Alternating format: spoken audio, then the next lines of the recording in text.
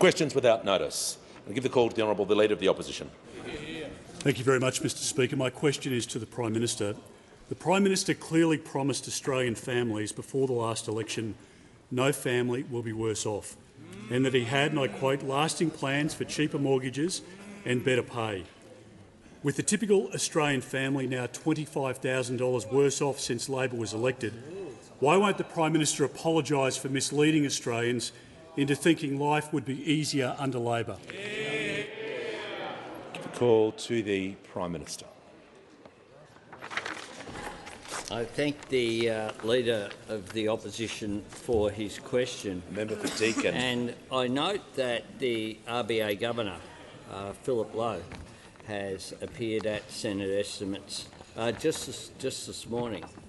And prior to the appearance, the Leader of the Opposition's deputy said this about Governor Lowe: is a straight shooter, and I'm sure he'll tell it as it is. And indeed, he has done that across a range of areas in which the government is delivering. This is what the Governor had to say this morning. He said, I don't think— The Deputy Leader of the Opposition, the member for Deakin, will cease interjecting. I don't think that the budget is adding to inflation. It's actually reducing inflation. That's what the Governor had to say of the Reserve Bank after that glowing endorsement, a glowing endorsement by the Deputy Leader just this morning.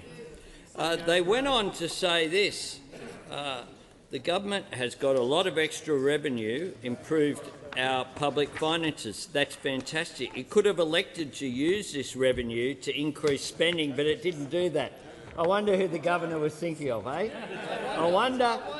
He wouldn't have had to think back too far. He would have just had to think back to the 2022 budget handed down by the Coalition, which was handed down in the context of the highest quarterly inflation of 2.1% this century. That's what they presided over. Now, he went on again to say this: the fact that it did not recycle that money back into the economy, that is, withdrawing stimulus that otherwise could have been injected, and that's helpful. If that money had been recycled back into the economy, we would be facing yet higher interest rates. So it's fair to say we had very responsible action by the government. Very responsible action by the government. He went on as well to endorse the actions that we've taken on energy. The energy price caps in electricity and gas have roughly taken 0.5% of inflation over the next calendar year, and then the rebates will take another 0.25% off. The combination of those measures is reducing inflation by 0.75%. There it is, the Governor of the Reserve Bank, just after the fine endorsement by the Deputy Leader of the Opposition, making it very clear that Labor's responsible budget is making a positive difference, including the measures that were opposed by those opposite. Give the call to the honourable member for Robertson. Thank you, Mr Speaker. And my question is to the Prime Minister. Earlier today, the House passed the Constitutional Alteration Bill. How will recognition of Aboriginal and Torres Strait Islander people in our Constitution move our country forward? Give the call to the Prime Minister. I thank the member for Robertson for his question and for his leadership as a fine new representative of the people of Robertson in this House, and for his leadership on this issue as well. 6 years ago at Uluru, Aboriginal and Torres Strait Islander people invited all Australians to walk together toward a better future. The yes that we heard here this morning was a great step forward on that journey together as a nation. This referendum can be a moment of national unity, just as the apology was. An extraordinary opportunity for every Australian to be counted and heard, to own this change and be proud of it and truly live the spirit of the fair go. Today's progress is the result of a grassroots movement, the culmination of years of discussion, consultation and hard work by Aboriginal and Torres Strait Islander people. This is not something that began in Canberra. This certainly has not been rushed into. It is a response to a gracious request from our Aboriginal and Torres Strait Islander people, an invitation built on a desire to bring us all closer together as a people reconciled and to lift our great nation to even greater heights. This referendum is about two things. It's about recognition in our constitution, something that other advanced economies that became colonies in past centuries did a long time ago. New Zealand way back in the 19th century, Canada in the last century. We are the only advanced economy that has not done that. It's also about listening. Indigenous Australians, when they met together at the First Nations Constitutional Convention, decided that they wanted not just recognition but the form of it. And the form they requested us to grant for them was a voice, an opportunity for us to listen to them about matters that affect their lives, about matters that go to the heart of the need to close the gap between Indigenous and non-Indigenous Australians. The voice is the means to an end. The end is about closing the gap. As the Solicitor General said, it will enhance our system of representative government. The Constitution Alteration Bill will now go to the Senate, and soon this extraordinary journey that began so far from Parliament will return to the people, and it will be the people who decide. Today, this House said yes to holding a referendum. We look forward to the Australian people saying yes to recognition. Give the call to the Honourable the Deputy Leader of the Opposition. My question is to the Prime Minister. This morning's monthly CPI release from the Australian Bureau of Statistics showed inflation has once again risen, higher than even the market expected. Will the Prime Minister finally take responsibility for this cost of living crisis that is hurting so many Australians? Give the call to the Prime Minister. I thank the Deputy Leader for her question. I congratulate her in calling out the Reserve Bank Governor for the straight shooter that he is this morning. And the Reserve Bank Governor has had a lot to say about inflation and about the issues that are there in the economy, including the global pressures that are there on inflation. But of course, the member would know that the highest quarter of inflation that has occurred this century was in the March 2022 quarter, the last full quarter in which those opposite presided over. The Reserve Bank Governor has made it very clear about the government's response. He has said this: I don't think that the budget is adding to inflation, it is actually reducing inflation. That's pretty clear. That's a pretty clear statement. I don't know how it could have been more unequivocal than that. Order. Member for Hunter. The Governor was also asked helpfully by the Shadow Finance Minister, who I must say asked some very good questions today. She said this: do you believe that not adding to inflation is still something that fiscal policy should be prioritising today? This is what the Governor said. Given my job is to get inflation down, that would be helpful, and I don't think the budget is adding to inflation. It's actually reducing inflation in the next financial year. Thank you, Senator Hume, for that question. Thank you. They've made it very clear. So those opposite like to talk down the Australian economy. They like to talk down the positive future that Australia has. We're getting on with the job of making a difference. Our budget that turned around what was predicted to be a $78 billion deficit and instead produced a forecast $4.2 billion surplus actually has a downward impact on inflation. I would have thought that was pretty obvious. The Governor knows it's pretty obvious, and I would have thought that those opposite should recognise that as well. Call to the Honourable Member for Chisholm. Thank you so much, Speaker. My question is to the Minister for Indigenous Australians. How is the Albanese Labor government advancing its commitment to implement the Uluru Statement from the Heart in full? Give the call to the Minister for Indigenous Australians. Thank you, Mr Speaker. And can I thank the member for Chisholm for her questions and her enthusiasm in relation to this issue. Today, the House of Representatives passed the Constitution Alteration Bill without amendment. Today, we are one step closer to a referendum.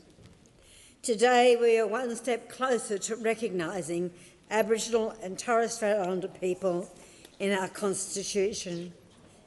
6 years ago, 250 First Nations leaders gathered at Uluru. They called for a voice and for Makarrata to oversee a process of truth-telling and agreement-making, expressed in the Uluru Statement from the Heart. And last Friday, I had the opportunity to go to Munajulu to meet with leaders and with the local community. Uluru Katajuka and the land around them have always been very special places. The traditional owners, the Anangu, believe that the physical landscape of Uluru was shaped by ancestral beings who still exist today. And Uluru, that sacred rock, is at the very heart of Australia.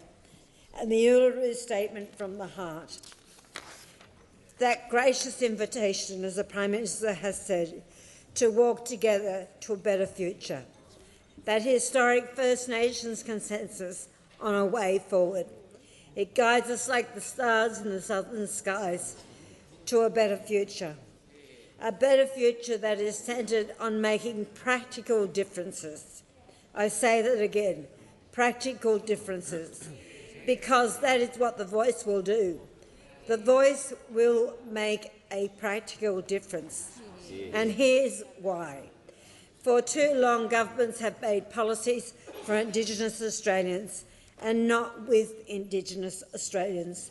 And for too long, that has contributed to the gap in life expectancy, the gap we all know so well, because a voice will be an independent advisory body that can give advice to government and the parliament on the issues that affect communities. It's about listening. It's about making a difference. So I say to Australians, we have nothing to lose and everything to gain by supporting the voice. It's time for recognition. It's time for a voice. And it's time to say yes. Before I call the Leader of the Australian Greens, I'm pleased to inform the House that present in the gallery today is Mem Fox AM, much-loved children's book author and former South Australian Australian of the Year, and advised the House that this year is the 40th anniversary of her magical book, Possum Magic.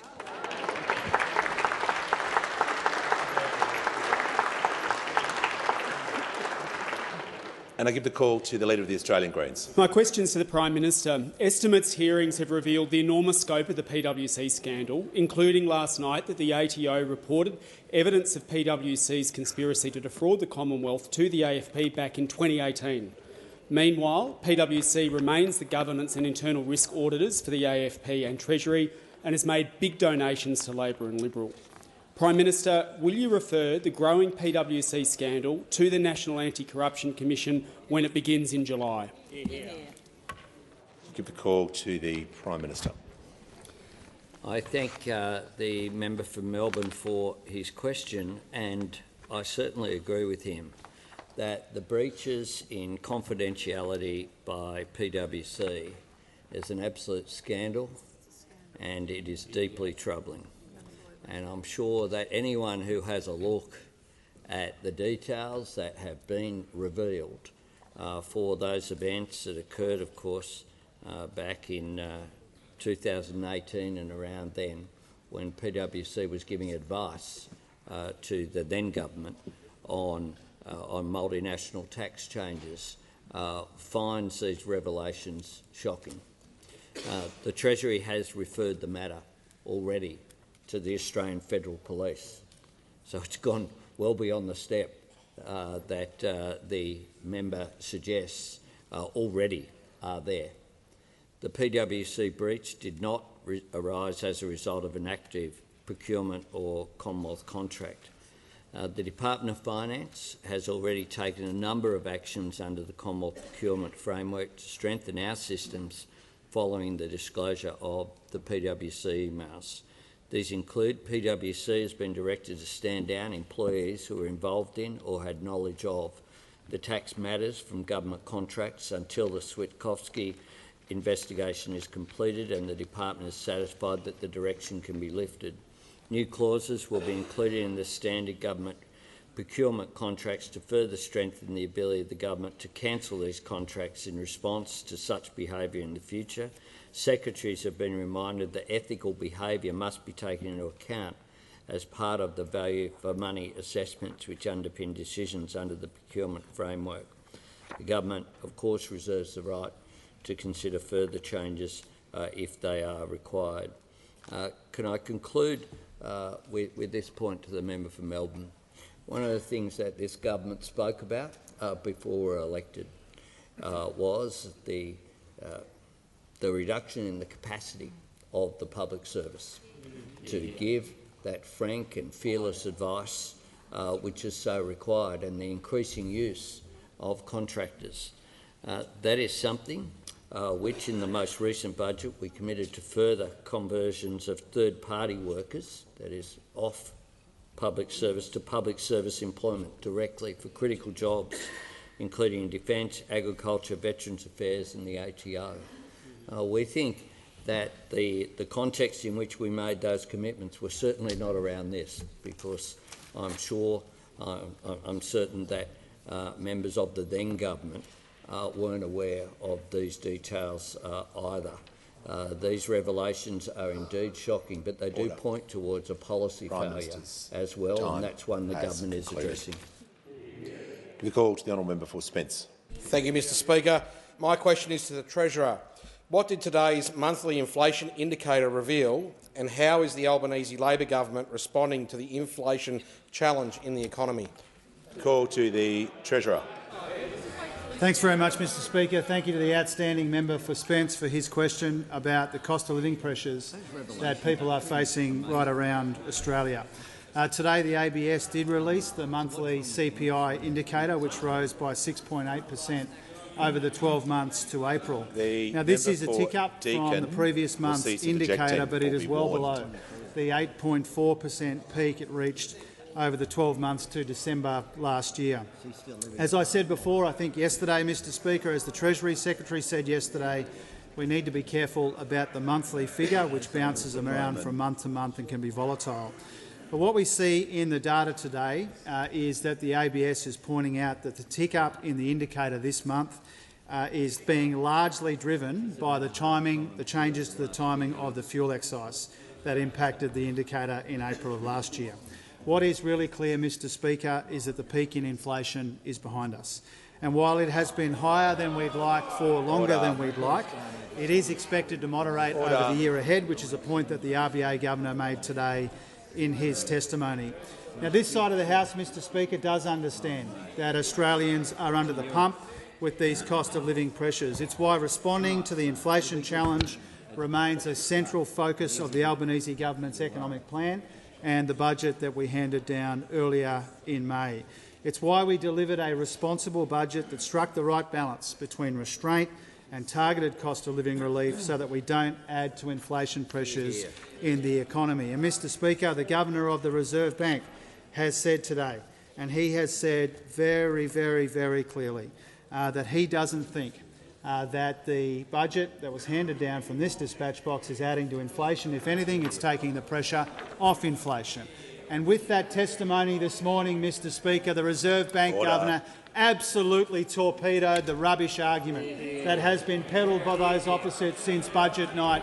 They've been going around the country trying to get people to write that the budget's inflationary and it's going to put upward pressure on interest rates. The Reserve Bank Governor said today that his outlook for inflation and for interest rates has not changed as a consequence of the budget. It's taken some of the pressure off inflation in our economy, and that was the point of the budget. The budget combined spending restraint with savings measures to try and get genuine value for money after a wasted decade of waste and rorts and economic mismanagement, and nowhere near enough to show for $1 trillion in debt. The Treasurer will pause. I couldn't hear what the Treasurer was saying because there was far too much noise. But I want to hear from the Manager of Opposition Business. Mr Speaker, on relevance, the Treasurer is a serial offender. The question was commendably tight, but the Treasurer could not restrain himself from going into the record of the previous government, which is not within the terms of the question or the answer. He should be directed back to the question. I uphold that point of order. The question was not an opportunity for the Treasurer to compare and contrast. I just asked him to return back to the question. Yeah, Mr Speaker, I was asked about the inflationary pressures in the economy, and the wasted decade did not help.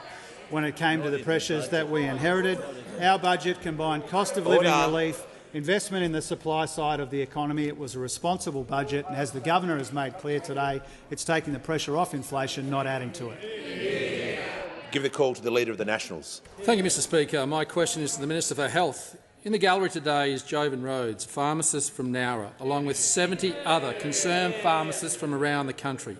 Hundreds of regional pharmacies like Mrs Rhodes face potential bankruptcy because of Labor's new 60-day dispensing policy. Will the government enter into a new agreement with pharmacists before this policy commences so that cost of living relief can be delivered without the risk of bankrupting community pharmacies? I give the order. The member for Riverina. The Minister will resume his seat. Order. The member for Macarthur is warned. The member for Riverina will cool his jets. Order. I want to hear the answer in silence and give the call to the Minister for Health and Aged Care. Well, thank you, Mr Speaker, and I welcome the pharmacists in the gallery here and the work that they do and the work that they did all through particularly the pandemic. They were the most accessible health service in almost all of our communities through 3 years. But I welcome a question about our commitment to cheaper. I welcome a question on our commitment to cheaper medicines. We are delivering on our commitment to make medicines cheaper for all Australians at a time of cost of living pressures hitting all people in Australia, particularly people who are relying upon medicines, not just for 1 month because they have an infectious disease, but those patients who have chronic disease, patients who are on medicines for years and years, if not decades. But there is more to do, Mr Speaker. Although we have a strong record of cutting the price of medicines in just 12 months, there is more to do. So we did accept the advice of the Pharmaceutical Benefits Advisory Committee that there could be 60 days of supply for 300 common medicines prescribed for chronic disease. And that is not new advice, because the former government received that advice 5 years ago about common medicines for chronic disease. And they decided in their wisdom, the Minister for Infrastructure will cease interjecting. The Health Minister will just pause. It's far too much noise. The member for Page is now on a warning. The warnings won't be issued if that level of noise continues. I want to hear from the Leader of the Nationals. Well, relevance, Mr Speaker. Relevance, Mr Speaker. This is about a renegotiation of agreement because this minister is taking 158... Resume your seat. Resume your seat. Resume your seat. Resume your seat. The Leader of the Nationals has abused the standing orders. The order. The question was about the changes that the government is making. The minister is being relevant. I'm listening to him carefully about the impact of these changes. Whoever is yawning there can just remain silent. Order. Oh, the Deputy Leader of the Opposition. The House will come to order so the minister can be heard in silence. He has the call. Thank you, Speaker. As I was saying, this is not new advice. The Advisory Committee provided the same advice 5 years ago. The former government, in their wisdom, decided not to follow it, and as a result, millions of patients paid twice as much for their medicines than they otherwise had to. Hundreds and hundreds and hundreds of millions of dollars paid out by patients because the former government decided not to follow the advice of the experts. Now, we are following the advice of the experts. It will halve the cost of medicines for 6 million patients, which is why the Consumers Health Forum has supported our decision. The Heart Foundation, Diabetes Australia, Arthritis Australia, the Breast Cancer Network, every other patient group that has reported on this has supported our decision. It will halve the number of times those 6 million patients have to visit the GP, freeing up millions of GP visits every year that can go to other patients who are currently waiting to see their doctor, which is why every single doctors group had supported it. Now, I've said that every dollar saved by the Commonwealth from this measure will be reinvested into pharmacy, because on this side we support sustainable community pharmacy. And we are talking with all groups in the pharmacy sector, including the Pharmacy Guild, about the best way to make that investment, including, in particular, the impact on rural pharmacies. And I look forward to those discussions continuing.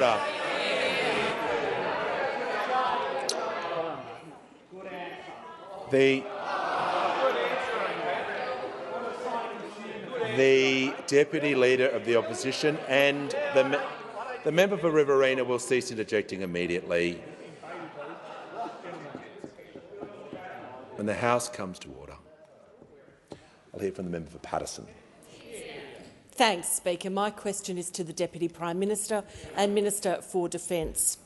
What's being done to build Australia's standing in the Indo-Pacific and to play our part in protecting regional security and the rules-based international order? Give the call to the Minister for Defence and the Deputy Prime Minister. Well, can I thank the member for her question and acknowledge her commitment to the defence families of our country. On Monday, I represented Australia at the inaugural Korea-Pacific Leaders Summit in Seoul, which was a welcome step forward in Korea's engagement with the countries of the Pacific Island Forum, and I was able to hear from and speak with most of the Pacific's leaders.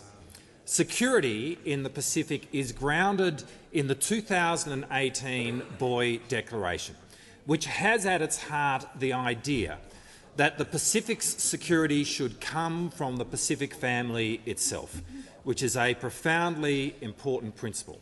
But of all the security threats which are faced by the countries of the Pacific, far and away the greatest is the existential threat of climate change which is faced by the countries of the Pacific, which is why the change in Australia's policy under the Albanese government of seeing our country put on a serious path to net zero emissions by 2050 has completely transformed our relationship with the countries of the Pacific, which is so important in terms of our own national security.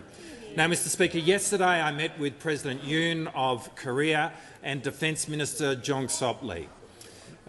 In November, Korea published its own Indo-Pacific strategy, and seen alongside the Defence Strategic Review and our government's response to it, it is really remarkable the similarity in the way in which both of our countries are seeing the world, because we both understand that our respective nations' security lies in the collective security of the region in which we live and the maintenance of the global rules-based order within that region. Now, we have a huge economic relationship with Korea. They are our fourth largest trading partner. And so yesterday, Minister Lee and I decided that the 2011 Defence MOU, which underpins our defence relationship, should be revitalised but more significantly upgraded so that our defence partnership reflects the significance of our overall bilateral relationship. And he and I will have an opportunity to meet on a number of occasions now over the next coming months to pursue this, the first of which will be this weekend, at the Shangri-La Dialogue in Singapore. And the keynote speaker at that dialogue is the Prime Minister. The Prime Minister and I are heading off to Singapore tomorrow. Order. And this affirms the seriousness with which Australia is now being taken within the world. When we came to office just over a year ago, Order. Australia was drifting in a sea of broken relationships. But over the last 12 months, all of that Order. has changed The Deputy as Australia has Prime taken Minister's its time has rightful concluded. place of... The time has concluded. Order.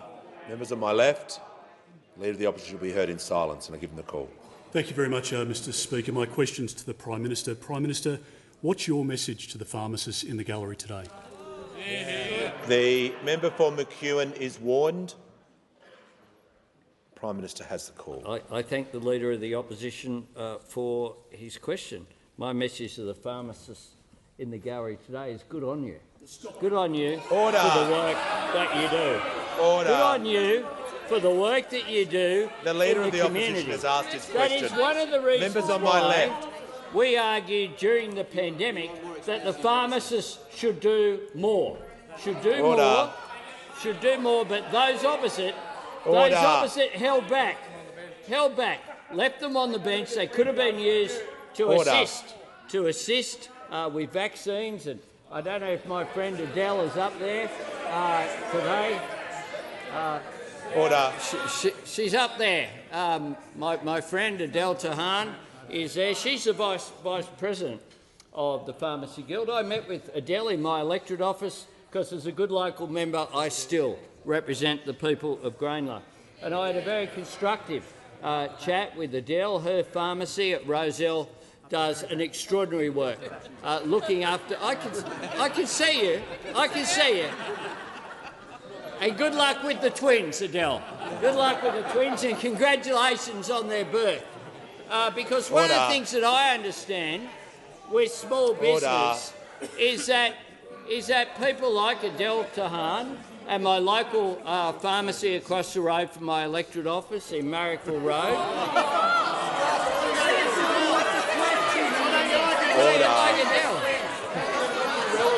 Order.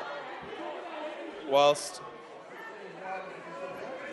there is far too much noise on my right, the Prime Minister is being relevant by directly acknowledging in the gallery. I'm not sure if this is on relevance. I'll hear from the Leader.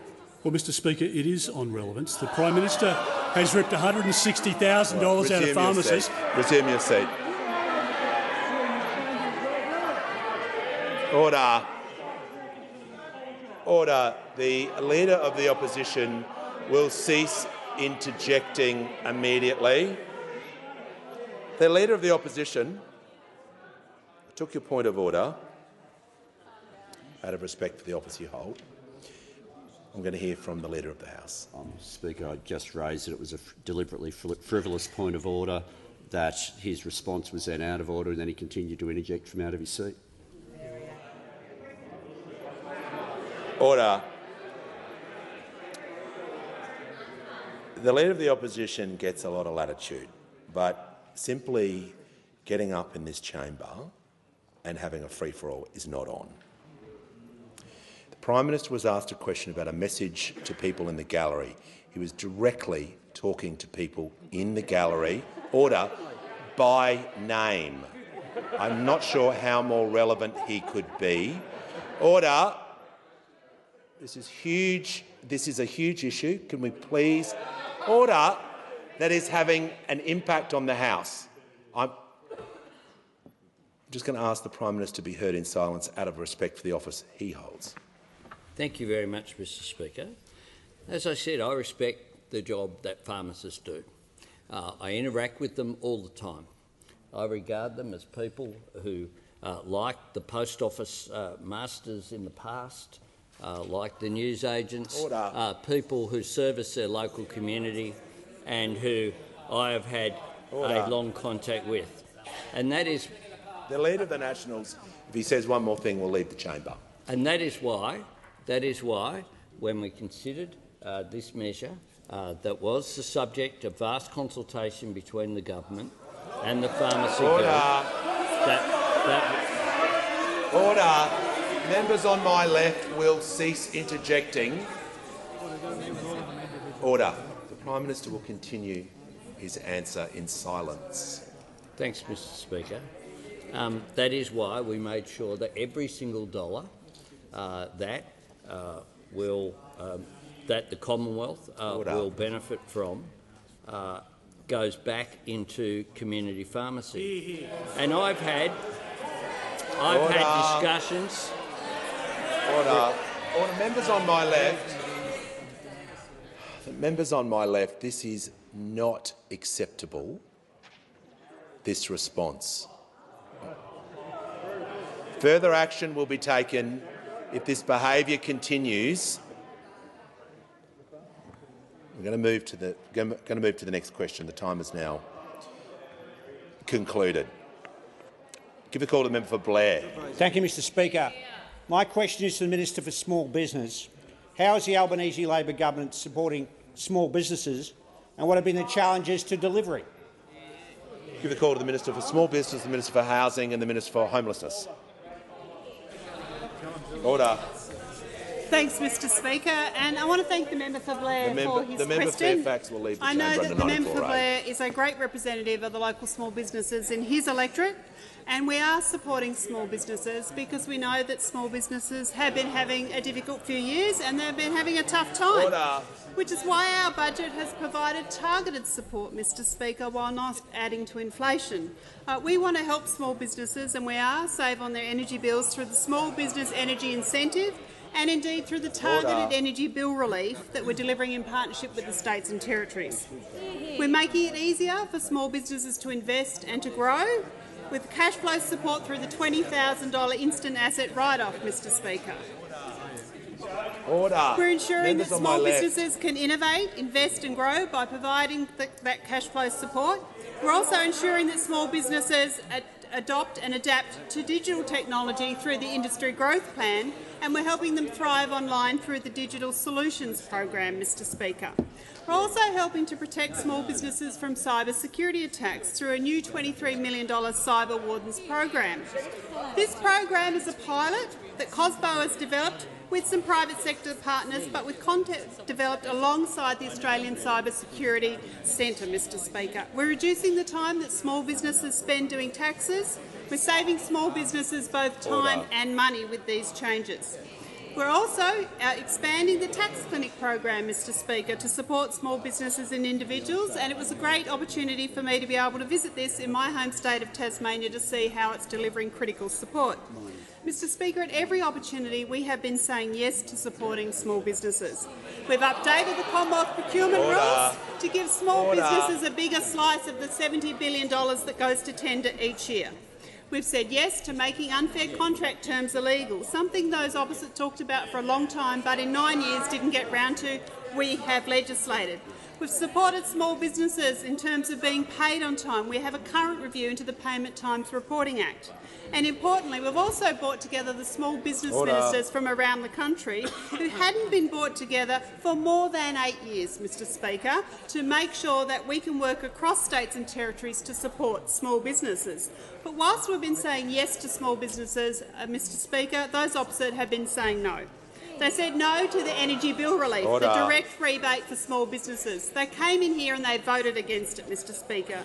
They said no to the $15 billion National Reconstruction Fund that will support supply chain resilience for small businesers. They came in here again and they voted no, Mr. Speaker. And in fact, they did very little when it came to supporting small businesses when it comes to cyber security attacks. But we have already moved. They failed, as I said, to make unfair contract terms illegal. Mr. Speaker, they have done very little. Has concluded. Give the call to the Deputy Leader of the Opposition. My question is to the Prime Minister. Can the Prime Minister guarantee that under his 60-day dispensing rule, no pharmacist will be worse off? Order. Give the call to the I give the call to the Prime Minister. The Minister for Home Affairs will cease interjecting, so will the Treasurer. And the member for Page is on a warning. Thanks very much, Mr. Speaker. I can guarantee that under our cheaper pharmaceuticals policy, 6 million Australians will be better off. 6 million Australians will be better off. We had questions. We had questions at the beginning of question time about the cost of living, and then they stand up and say that people who have arthritis, people who have heart conditions, people who have diabetes should pay more for their medicine. That's what they say. That's what they say. That's what they say. Just like the only government that produced cheaper medicines for Australians in the history Prime Minister of the will pause. pharmaceutical. I'll hear from the Deputy Leader of the Opposition on a point of order. Are you sitting down, Prime Minister? Order. The Deputy Leader will proceed with a point of order without commentary. My point of order is relevance, Mr Speaker. The Prime Minister is not answering the question about whether...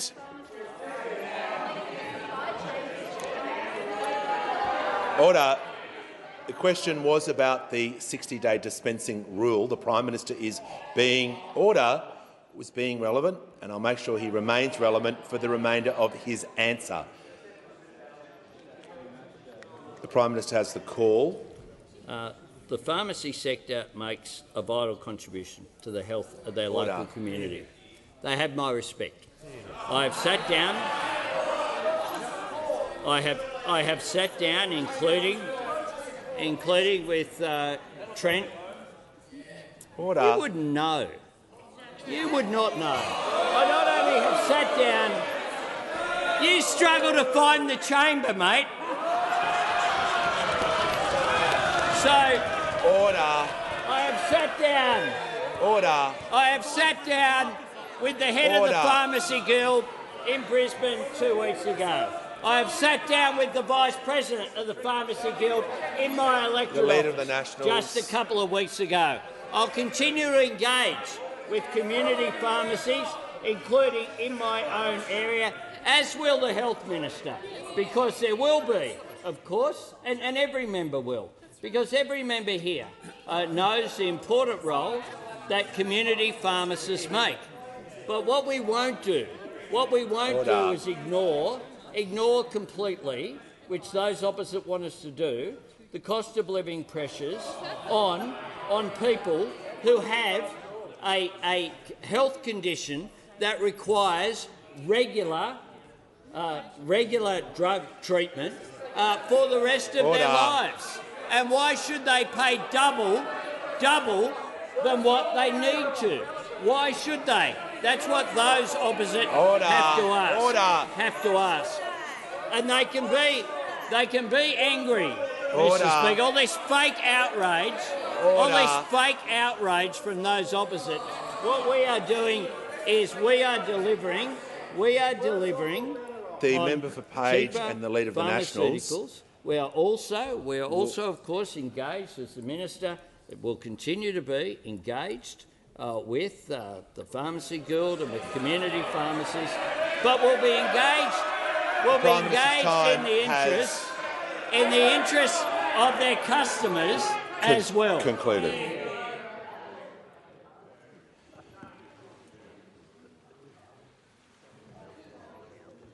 Give the call to the member for Dunkley.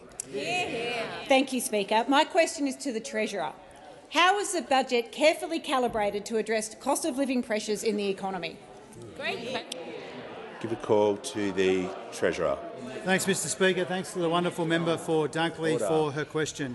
As we've acknowledged today and on many other occasions, we do understand on this side of the House that Australians are under the pump as a result of high inflation and interest rates which started rising before the election.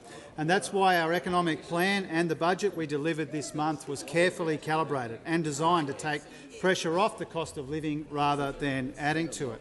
And the Reserve Bank Governor, as I said before, acknowledged that this morning, telling Senate estimates, and I quote, "I don't think that the budget is adding to inflation, it's actually reducing inflation." Those are the words of the RBA Governor. He also backed the spending restraint that we showed in the budget as well. And he said, and again I'm quoting, "In the most recent budget, I was pleased that the government saved most of the upgrade in revenue And the electricity price package is helping with inflation as well, and that's important, because if it knocks over 3/4 of a percentage point off inflation over the next financial year, that helps lower the headline inflation rate and helps contain inflation expectations, which we were talking about before, so that is helpful. And he went on to say, Mr Speaker, the budget, largely through the electricity price package, is taking pressure off inflation. The Reserve Bank Governor said that the budget hadn't changed the outlook for interest rates, telling estimates. We incorporated the broad parameters of the budget into our forecasts. We've got good liaison through the Treasury Secretary and the Treasurer. We understood the parameters of the budget, so it hasn't affected our outlook for the economy or for interest rates, Mr Speaker. Now, as I said before, this puts to an end for all time the ridiculous argument being put by those opposite about the budget's impact on inflation and interest rates. And they're very angry today, Mr Speaker. They're very angry because they've been sprung. They voted for higher electricity prices, and now they want to vote for higher medicine prices as well, Mr Speaker, and that will put upward pressure on cost of living rather than downward pressure. Have you concluded your answer? The Manager of Opposition on point of order. Well, Mr Speaker, again on relevance, the Treasurer has just done it again. It was a commendably tight question. He has wandered into matters that are outside the terms of the question, and he should be directed back to it. The question was about the budget being calibrated to address cost of living pressures. I'll ask the Treasurer to return to his answer and make it relevant to that question. Thanks very much, Mr Speaker. The Reserve Bank Governor's testimony today torpedoed the ridiculous argument that the budget is putting upward pressure on inflation or interest rates when it isn't.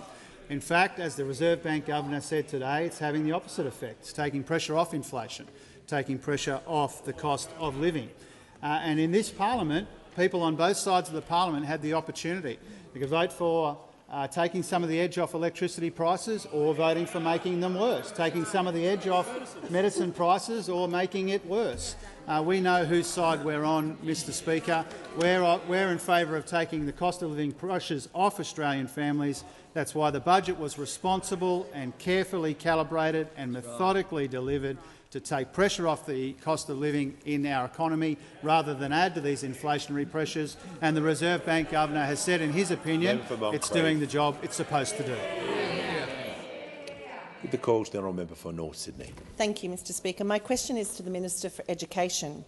Tomorrow, more than 3 million Australians will see their student debt rise in line with inflation, adding more than $1,000 to the average loan, the highest increase in more than 3 decades and nearly double the rate of wages growth this year.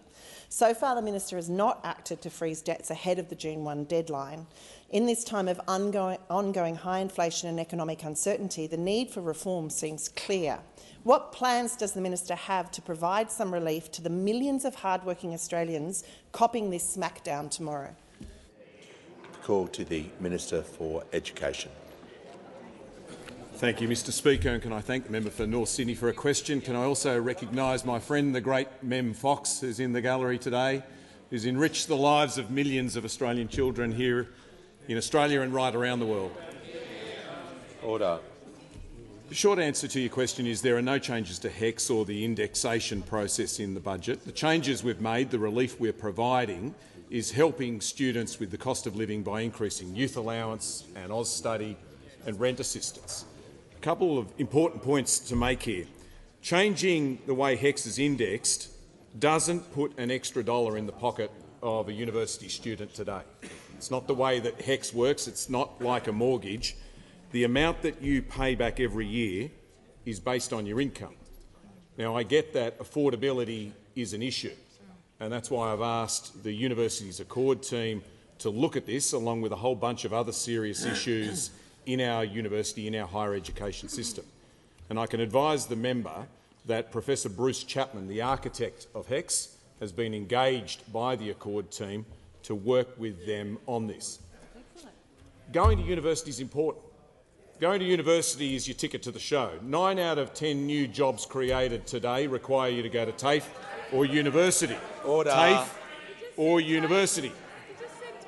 And going to university makes you money. The average income of someone with a university degree is about 94 grand. The average income today of somebody whose last year of education was year 12 is 68 grand. That's a big difference. That's a life-changing difference. And HECS has made that possible for millions and millions of Australians to get to university, to get that degree and to change their lives. But not everyone. In the member for Wentworth's electorate, 67% of young people aged 24 to 34 have a uni degree. But in the member for Rankin's electorate, it's only 19%.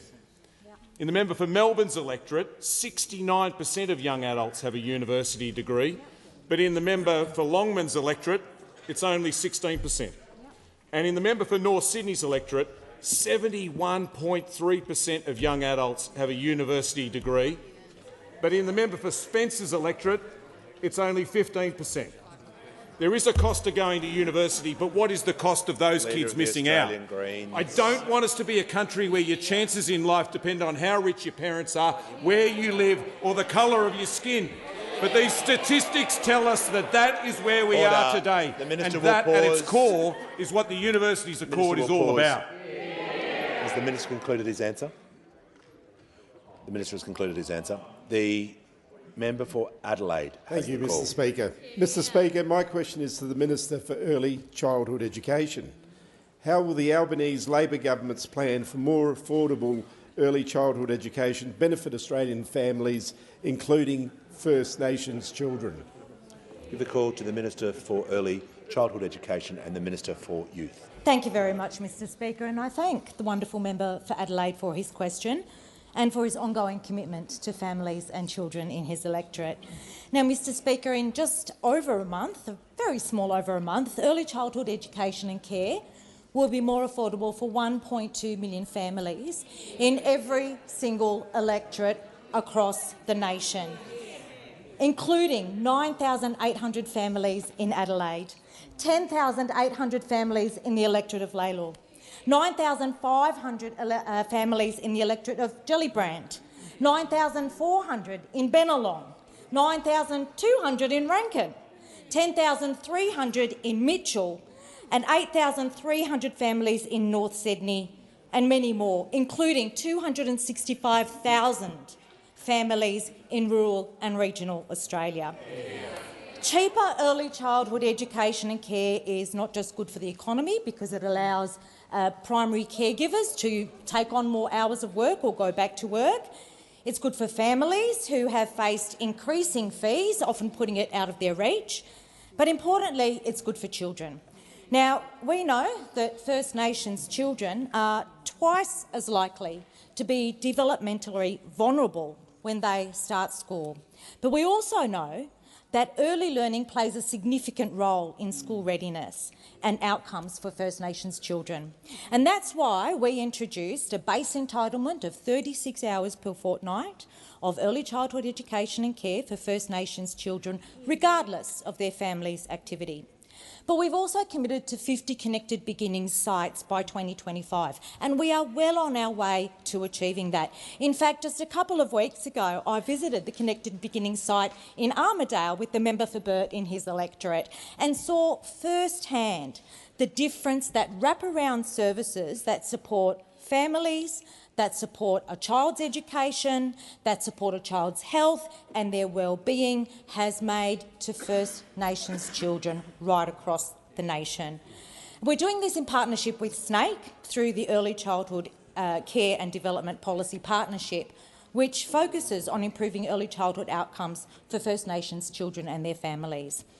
The Albanese Labor government is committed to ensuring that every child, no matter who they are, no matter what their background, no matter where they live, no matter what their postcode, can thrive and can get the best start in life, whether it's through more affordable early childhood education and care or whether through our support for First Nations children. This government has worked tirelessly to deliver our election commitments, and we will not stop, Mr. Speaker, because we know there is more to do. Give the call to the member for Groom. Thank you, Speaker. My question is to the Prime Minister.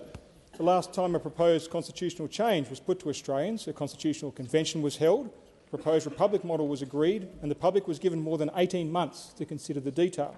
Why is this Prime Minister asking Australians to first agree to put the voice permanently into the Constitution and then to give him 6 months to work out how it would work? Give the call to the Prime Minister. I thank the member for his question.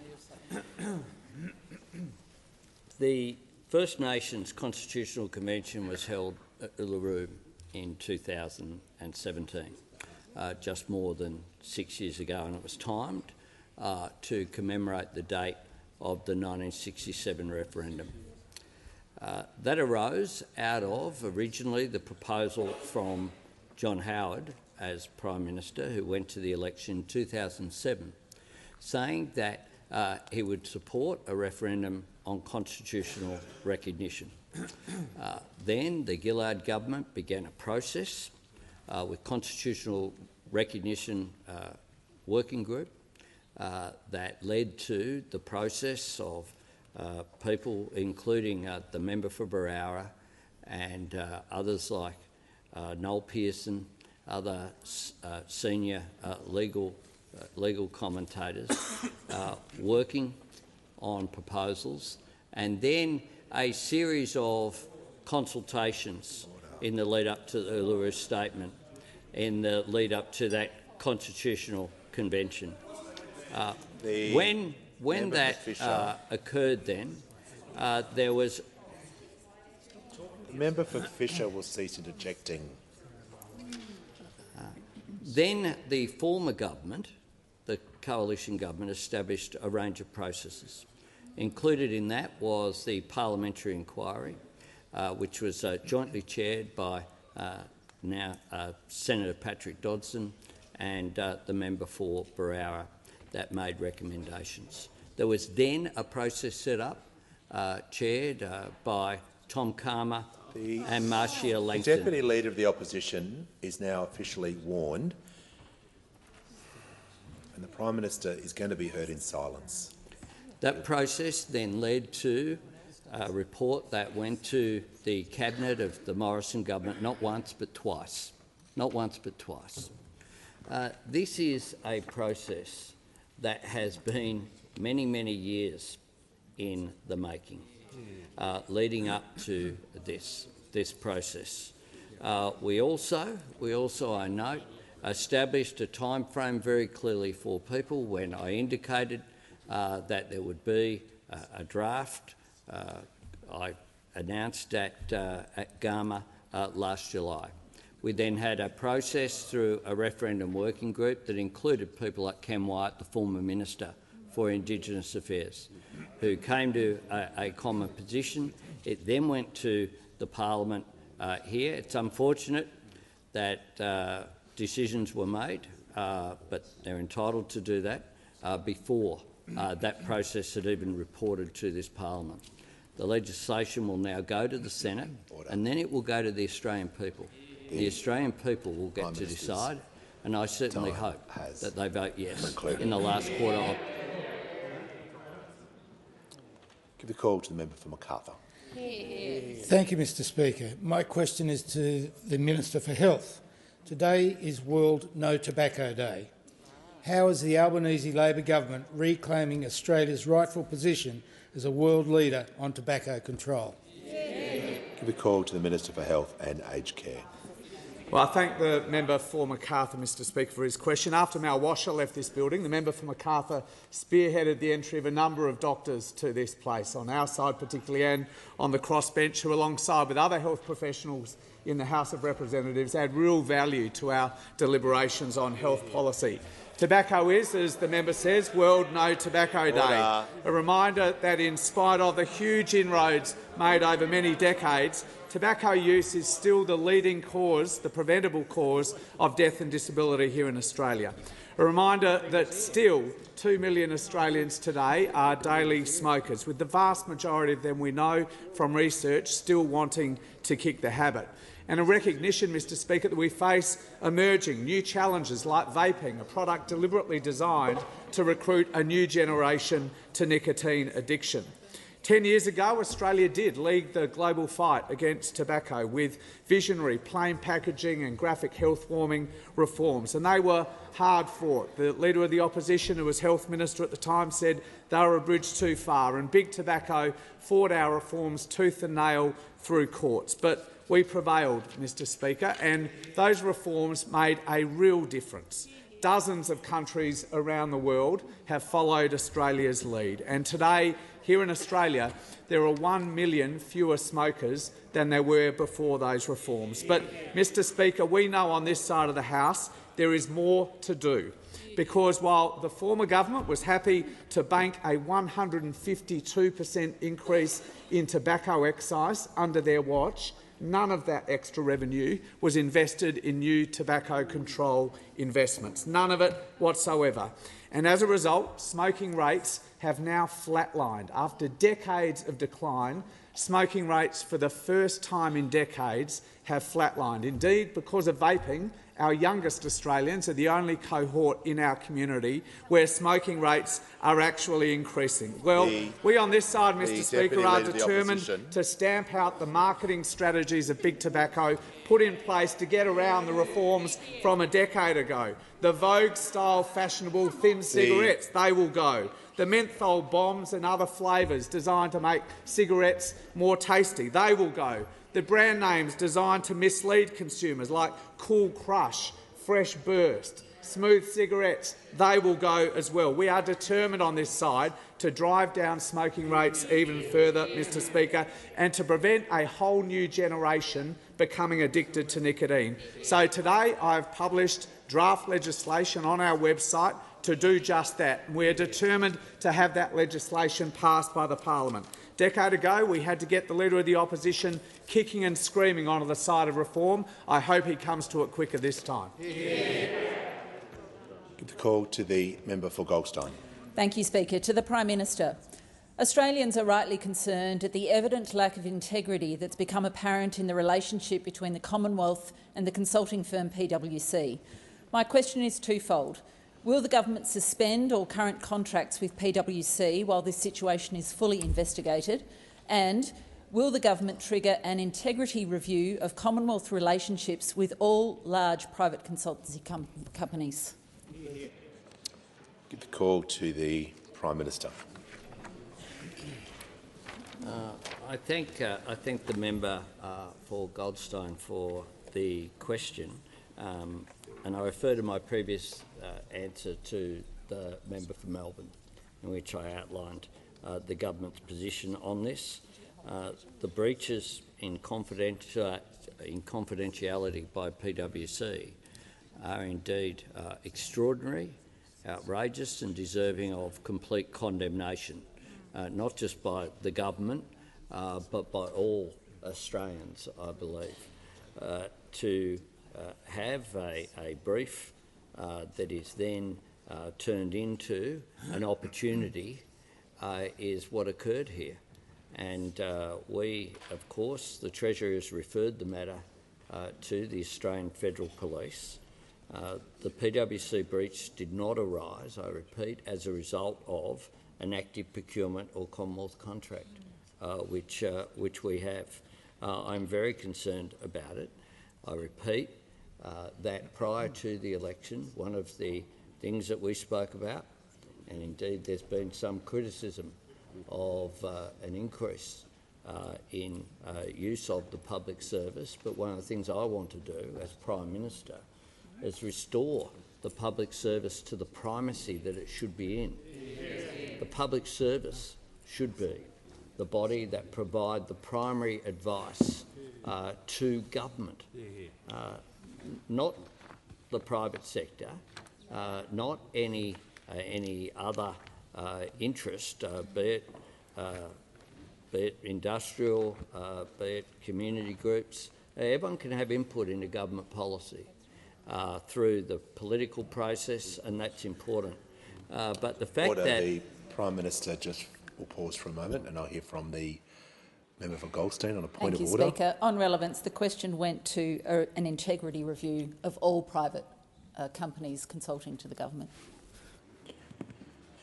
The Prime Minister is answering the question, but he has a minute to continue with his answer, so I'll give him the call. One of the things I said before was that secretaries have been reminded that ethical behaviour must be taken into account as part of the value for money assessments, which underpin any decisions under the procurement framework. What we've been about is restoring through the work that Gordon de Brouw did as well, and the work that we've done in reassessing the public service and how important it is. Order. The member for Moncrieff and the member for New England and the Minister for Social Services will cease having a conversation across the chamber. Thanks, The Prime Minister in continuation will be heard in silence. Thanks, Mr Speaker. I take these issues very seriously indeed. Very seriously indeed. Anything that we do, though, will not interfere with AFP investigations, as is appropriate. It is important that people be held to account, and sometimes you need to take a step back and allow those processes to occur. That is what the government is doing here. This is rightly troubling, but the government has taken very swift action as soon as we were made aware. Give the call to the member for Corangamite. Thank you, Mr Speaker. My question is to the Minister for Communications. How is the Albanese Labor government fixing the rollout of the National Broadband Network and delivering productivity benefits for Australian businesses? Call to the Minister for... The member for Banks. I have been crystal clear about giving commentary when ministers are walking to the dispatch box. You'll leave the chamber under 94A. So it is a non-negotiable. If ministers are entitled to walk to the without commentary, groans,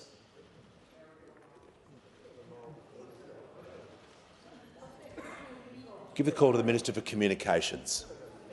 Thank you, Mr Speaker, and I thank the member for her question and acknowledge her long-standing advocacy for her community to receive the best quality broadband. Labor, of course, founded the NBN with the purpose of providing fast, reliable and affordable broadband for all Australians.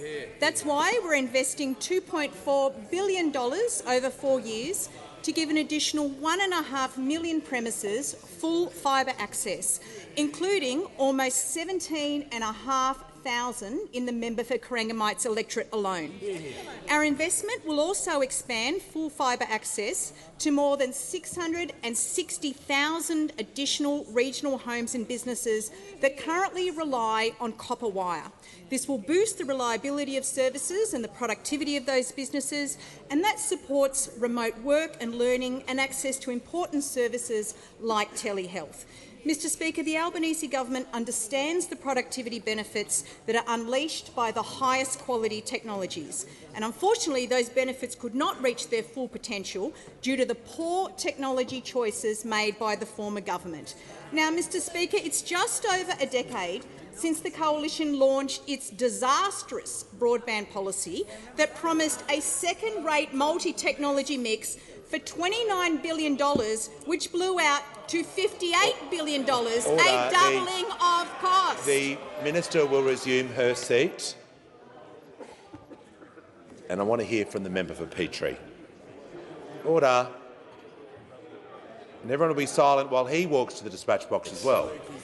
The member for Petrie on a point of order. Thanks, Speaker. Just Standing Order 104, relevance. There was nothing in the question about opposition policies or what happened 10 years ago. Absolutely nothing.